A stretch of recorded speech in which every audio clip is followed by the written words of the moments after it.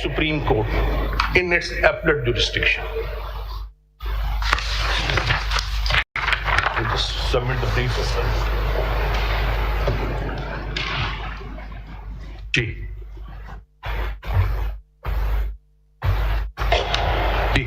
The declaration mentioned under section 160 or section 62(1)(f is outside section 42 of the Specific Relief Act, because Specific Relief Act puts a certain conditions to obtain declaration.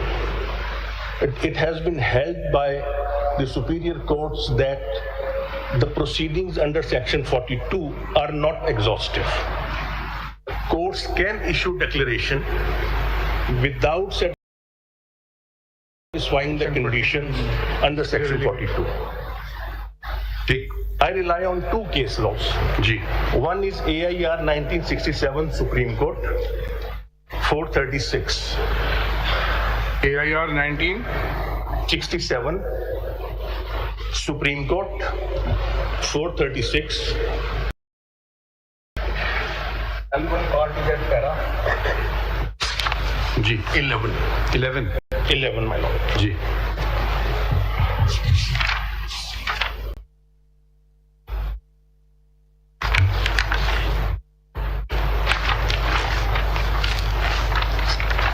It says, in our opinion, Section 42 of the Specific Relief Act is not exhaustive of the cases in which a declaratory decree may be made, and the courts have power to grant such a decree independently of the requirements of the section.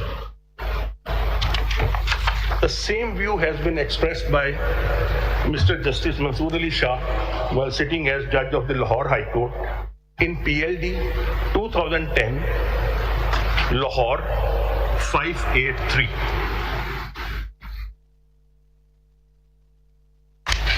G.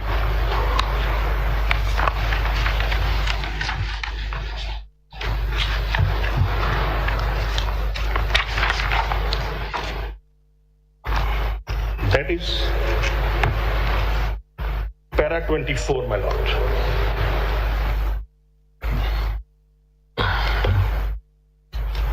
In the Indian Supreme Court judgment, My lord, you have read this line that section 42 is not exhaustive. not exhaustive. So let me just ask the question. Is it not exhaustive in terms of the Specific Relief Act, or exhaustive with read that line and I can go along with that? The section 42 may not cater for all eventualities. My lord. The question here is not just that, but it is a question whether the declaration that is being envisaged, My lord. can it be a declaration by a constitutional court, for instance? It can be declaration by constitutional courts as well.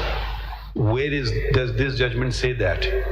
It does not talk about constitutional court, but the judgment now I am referring, it talks about constitutional court as well. ठीक नहीं, कोई supreme court का judgement नहीं है इस पे? Supreme court का judgement इस पे नहीं है. अच्छा, 42 आपका मतलब है तमाम कोर्ट्स पर एप्लीकेबल? मैं ये कहता हूँ कि 42 is applicable to civil court, but civil court can also give declaration without satisfying the requirement of section 42. Similarly, other courts can also give declaration. the High Court in this case was following the Supreme Court precedents already settled. So is there a Supreme Court judgment on this point?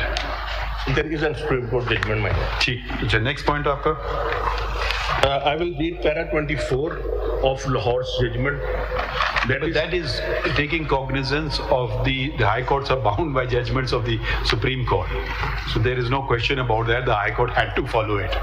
But now we are the Supreme Court and a larger bench. My lord. Ji. Now,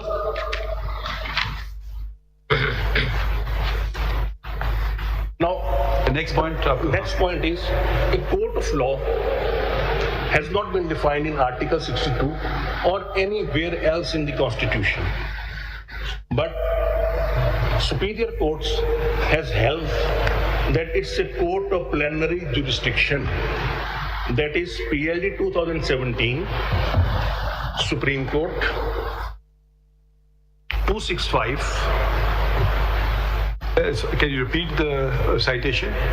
ELD 2017, Supreme Court 265.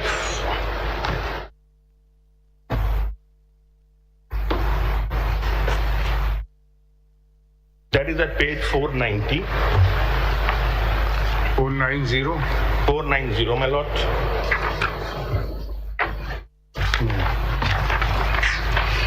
Ji.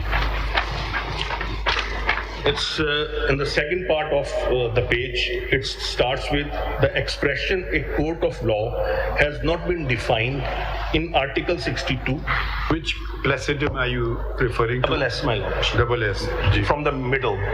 Has been exercised under Section 42. If you mean to say that Section 42 of the Specific Relief Act can be exercised by the High Court under Article 199 No, my and lord. 184 and 185 No, my by lord. the Supreme Court. No, my lord. So declaration means for all such type of declarations, the case must be under Section 42 or not. It need not to be under Section 42. Then- That is my submission. Then how the declaration can be granted in any other law? Declaration can only be granted by election tribunal. That is my submission. It means that it exercises the jurisdiction under Section 42. Not under 42. Under Representation of People's Act or Election Act. That is the only forum. And after recording evidence or without recording evidence? After framing issues, now I will come to the power of the election tribunal. This can be exercised by the High Court directly It cannot be exercised by and the the High Court. Supreme Court directly. No, my lord. Supreme Court in appellate jurisdiction. Your last argument is in contradiction with the judgment you have relied. 490 पे आइए दोबारा, My lord. जहाँ से पढ़ा था उससे 2 लाइनें ऊपर. Even the election tribunal, Even the election tribunal, unless it itself proceeds to give the requisite declaration on the basis of the material before it, would not disqualify the return complaint where no declaration, as mentioned above, have been given by a court of law. Now I will demonstrate how I say election tribunal is court of plenary jurisdiction. नहीं तो बताएं, provisions बताएं ना. कहा कि वो नहीं है, वो भी नहीं कर सकता unless by the court of law. Let me explain the formation and the power of election tribunal. आपका आर्ग्यूमेंट ये हुआ ना कि सिर्फ प्लेनरी जुरिसडिक्शन के कोर्ट्स डिक्लेरेशन दे सकते हैं और आप कहते हैं कि other than the normal regular plenary courts like civil courts and all the election tribunal also falls in that category. This is your argument. This is my argument. I Power also say बताइए that कौन से section में ये power in constitutional jurisdiction, show us the please provisions of the law. Election act में कौन My से lord. provisions है declaratory jurisdiction exercise करने की? my lord, उसमें मैं आ रहा हूँ. Basically, election tribunal is constituted. No, election tribunal is a different thing. आपने कहा ना इलेक्शन कमीशन भी ये power exercise. I'm saying election tribunal. Election tribunal की जो पावर है वो तो फिर सिविल कोर्ट के पावर हैं उसके पास सारे. Yes, my lord. They can exercise the civil court powers and they can record evidence because My lord. before declaring any person disqualified, they must be. They have not true.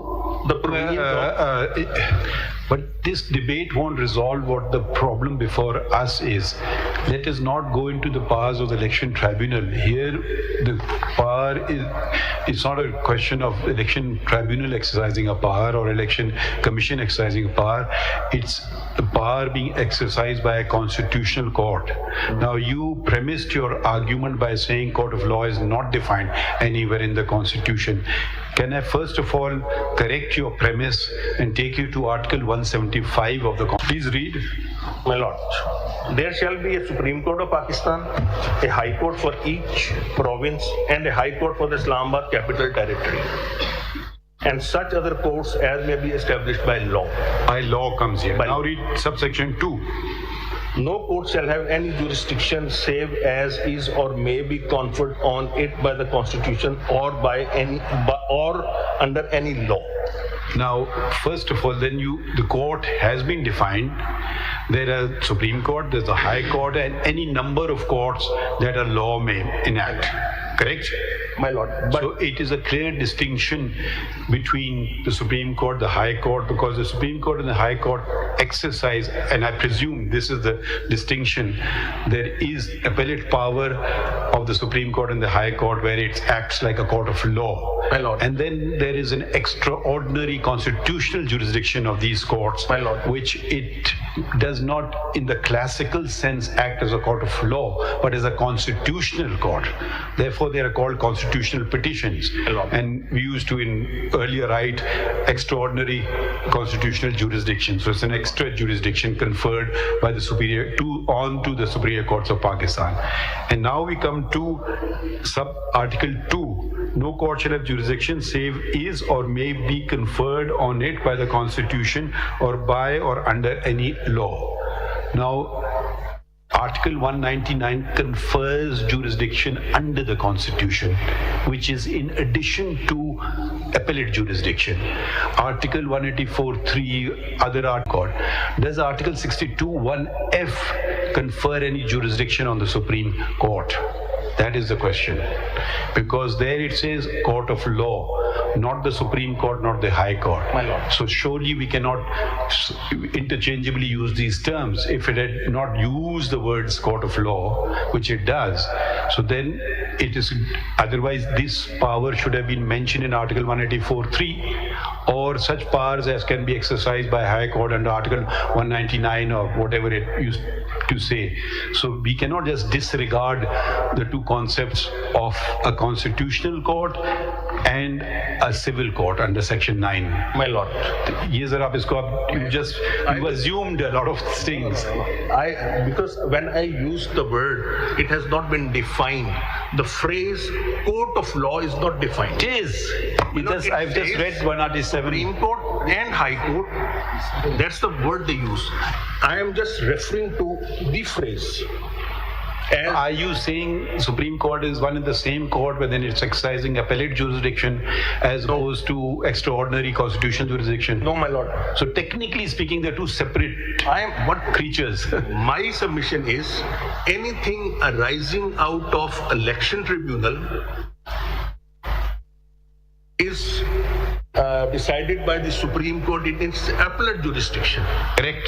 Any declaration in election tribunal or by the Supreme Court in appellate jurisdiction is covered under 162(1)(f).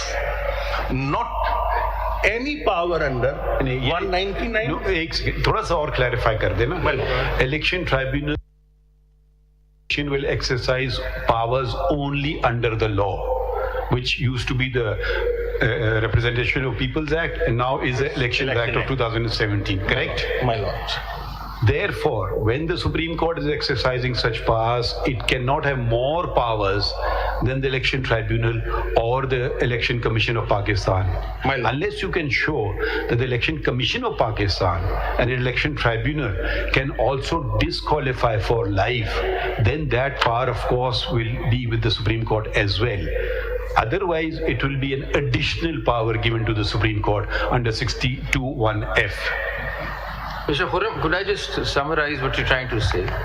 You're saying that the declaration from a court of law under 62(1)(f), court of law is only the court of law under the plenary jurisdiction, plus the election tribunal, and as a consequence, the appellate forum that hears the election tribunal. These are the plenary jurisdiction plus these two, which can give such a declaration. There can be no declaration coming from the High Court. In 199. That's what he's saying. That's what I'm saying. आगे क्या कहते हैं? What I am submitting is plenary jurisdiction for 162(1)(f) is only exercised by election tribunal and Supreme Court in its आप दिखाइए ना, हमें law से दिखाइए ना. आप show us from the law. That's what I'm saying. Show us from the law. Because PLD 2017. Read the Election Act. Show us ROPA or Election Act. ROPA में आपको दिखाता हूँ. Powers दिखा दें election tribunal. My lord, are we going to ROPA first or Election Act first? First, I'm going to the Constitution, and then I'll go to ROPA. Ji. And I'll refer the Election Act sections as well. Article 219 creates the election tribunal. It says duties of commission. The commission shall be charged with the duty of appointing election tribunals.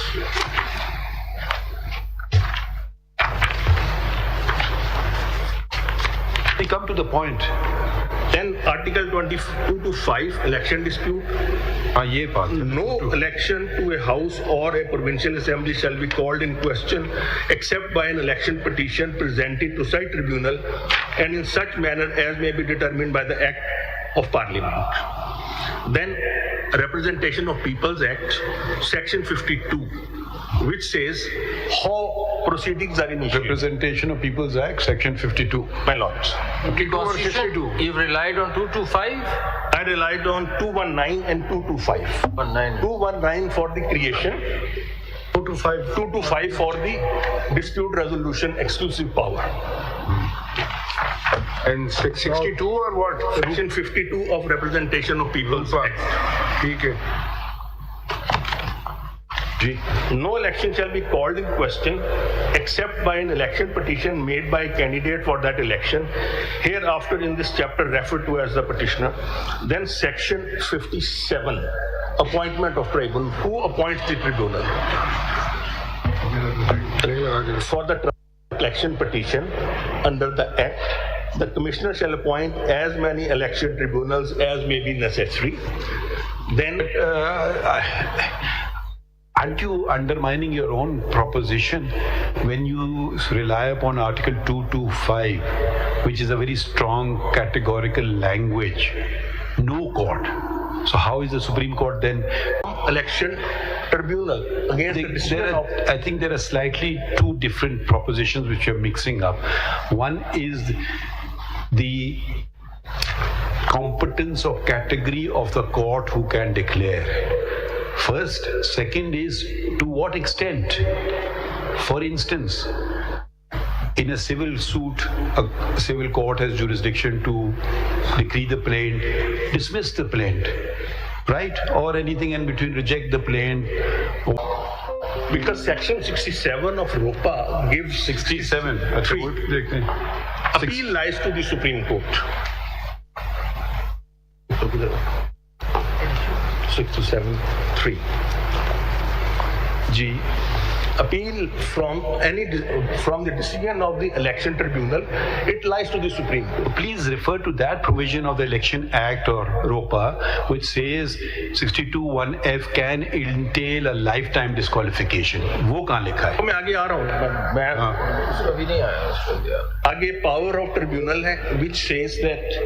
Where is that section? आपके argument के मुताबिक तो फिर tribunal ही कर सकता था ना. तो फिर आपके आर्ग्यूमेंट तो म्यूचुअली डिस्ट्रक्टिव नहीं है. What you are actually trying to argue, मतलब कि सुप्रीम कोर्ट ने सही किया या गलत किया? Bloch. To some extent I am, because in most of the cases disqualification arose out of election tribunal. In some cases they arose out of writ jurisdiction. In some cases they arose out of pre-election dispute. You are only supporting those. I am only supporting those cases where they have gone through the trial. Okay, ठीक है. I got they the point. have recorded evidence. Got that point. Got the point. ठीक है. तो आप कहते हैं कि pre election वो नहीं आ सकते. वो नहीं आ सकते because there is no evidence recorded. तो सिर्फ लिमिटेड हो गया ना, सिर्फ इलेक्शन ट्राइब्यूनल से जो अराइज कर रहा है. My lord. अब हम ड्यूरेशन की बात करते हैं. पहले बस ये क्लैरिटी आ गई ना, इसीलिए पूछा था आपसे कि जरा वो आर्ग्यूमेंट कुछ. तो मैं इसमें सेक्शन 64 में पावर ऑफ द ट्रिब्यूनल है. It has all the power of a civil court. वो ठीक है. I got it now. अब आगे मैं सिर्फ ये दिखा दूं grounds for declaring election of returned candidate void. That is under section 68. What an election tribunal can do. 68 of ROPA. That is section 68. The tribunal shall declare the election of the returned candidate to be void if it is satisfied that the nomination of the returned candidate was invalid, the returned candidate was not on the nomination day qualified for, or disqualified from being elected as a member. Wait a minute. On the date of submission of nomination paper, he was not qualified. Yes. So it means before presenting the papers, there must be some declaration that the person was not qualified. My lord. And in result thereof, his nomination papers should have been rejected straight away. That can only happen. It can happen at the first stage when That's the what I'm nomination saying. papers are submitted. That is also my And argument. secondly, after election, post-election, Yes. the tribunal can de-seat the candidate on the basis that prior to election you were disqualified. That is my second argument when I'll distinguish between Article 62 and Article 63. My question is whether under 62, whether somebody can be disqualified. Or 62 says if somebody is earlier disqualified, so his paper should be rejected. He has to be earlier qualified on the date of the nomination paper. So 62 does not clearly say that the person who is scrutinizing the documents has the power to disqualify somebody. The date is the nomination date. And we've understood that point. My lord. If I can just re-articulate my colleague's question, this 68, I've just run through it. My lord. It talks about disqualification. My lord. The nomination paper aapne diya, I'm the returning officer or the election commission or the election tribunal, I say you're disqualified for you're 24 years of age, for instance. You can't contest election. You are a bankrupt. You can't contest election. You have not paid your bijli ka bill. You have not contested. You're not a graduate, etc., etc., etc. This paper gets rejected. Where is the power of the commission or the tribunal to say that you're disqualified for life? The next election comes along. You are disqualified in this election. You again present your paper. I again look at your papers.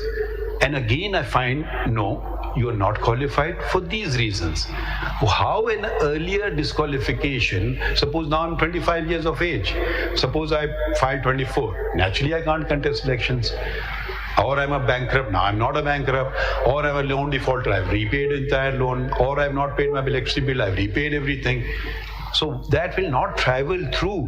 Where is section 68 say that once disqualified, you're disqualified for life? Where is that provision? My lord. That provision has only been inserted by Samiullah Baloch. That's what I'm saying, that for the time being, I am just arguing on one point, that is who can give the declaration of I disqualification. agree with you. First, There is no dispute on second that. thing is, to answer my lord's question, I have to create a distinction between 62 and 63. That is my second submission. No. First of all, where is the power in the court, in this court, to do this? That is the essential question. Court has to determine whether he was qualified on the day of nomination under 62, 63. वो reject कर देना उसके, और अगर उसने गलत बयानी से किया उसको रिजेक्ट कर हो दे. गया. पर नेक्स्ट इलेक्शन जब आ रहा है तो how is he still disqualified, ये बताए ना सिर्फ point. Now I will come to answer this question. I will come to my second. देखिए, एक आदमी ने एक रोपा में चेंज हुआ कि जी ग्रेजुएट होना चाहिए. एक ग्रेजुएट नहीं, उसने दरखास्त फाइल कर दी, वो मेट्रिकुलेट है. Naturally he will be disqualified. अगले इलेक्शन में ये कंडीशन है ही नहीं, तो he can't be a life time bar. It's illogical. That's what I'm saying. Article 62 may, if there is a declaration that person is not honest. Why he was not honest? Because in my case, Now you've taken a leap of faith. no, my lord. No, लेकिन अब आ जाती बात ये leap of faith वाली. So you are saying honest. Now honest, suppose okay, let's take another case, make it simple. He honestly declares in his nomination papers that he's a matriculate. He honestly declares in his paper that he's 16 years of age. Honestly, उसने लिखा 16 साल का हूँ. Consequence तो वही होगा ना. My lord, if he is not 16 years of भाई वो कह रहा है मैं हूँ 16 साल का. if he is not 16 years of age and he is 14 years of age, आप बात नहीं समझ रहे हैं ना. My lord. 25 साल का सिर्फ लड़ सकता है ना इलेक्शन. वो सचमुच कहता है मैं 16 साल का हूँ. वो सचमुच कहता है मैं ग्रेजुएट ना हूँ. आप इसको naturally can't contest he election. can't contest election. सो ये जो ऑनेस्टी और डिसऑनेस्टी वाली बात तो becomes irrelevant. It's a factual determination. That's what I'm saying. Fact. Who has to do the factual determination? चले ओके आगे बढ़े. मैं Only election tribunal through recording of evidence. We've understood the first point, please. Now move on to the next point, please, the duration part. इसी पे देखें ना, जो first आपने कहा कि प्री इलेक्शन जो उसकी नॉमिनेशन पेपर की रिजेक्शन है, that does not cover the grounds mentioned in 68. वो तो होने ही आफ्टर द इलेक्शन है, After the election. तो इसलिए वो तो just rejection of the papers as per your arguments, That is my argument. कोई डिक्लेरेशन कोई फर्दर नहीं हो सकती। वो क्वालिफाइड था या नहीं था पहली डेट के ऊपर, वो तो रिटर्निंग ऑफिसर ने चेक करना है ना। अगर रिजेक्ट होगा तो अपील हो जाएगी, अगर कोई अपोज करेगा तो भी अपील हो जाएगी, ठीक है ना। मगर बात क्वेश्चन इज दिस कि आफ्टर सेवरल इयर्स वो कहेंगे even at the time of filing your nomination paper you were disqualified, that declaration is to be given by which court? Election tribunal. Election tribunal. We've understood that, Mr. Forum. चलो Forum, let's proceed further. एक बार election tribunal क्या disqualification 60 article 63 से हट कर दे सकती है? और अगर कोई डिक्लेरेशन वो कर दे कि इज डिस्क्वालिफाइड और वो डिस्क्वालिफिकेशन 63 में नहीं आता, नहीं दे क्या उसके बुनियाद पर नहीं दे for even for single day he can be barred from contesting? Election tribunal has to decide on the basis of 62 for qualification. No, and 63. disqualification in 63. This is clear. If any declaration is made by the tribunal, My lord. which is not in accordance with Article 63, whether on that basis, even on the declaration of tribunal, somebody can be debarred from life or even for a day. No, my lord. Without trial cannot. Even trial is conducted, the tribunal come to the Even after trial, it cannot. वो कह देता है कि disqualified.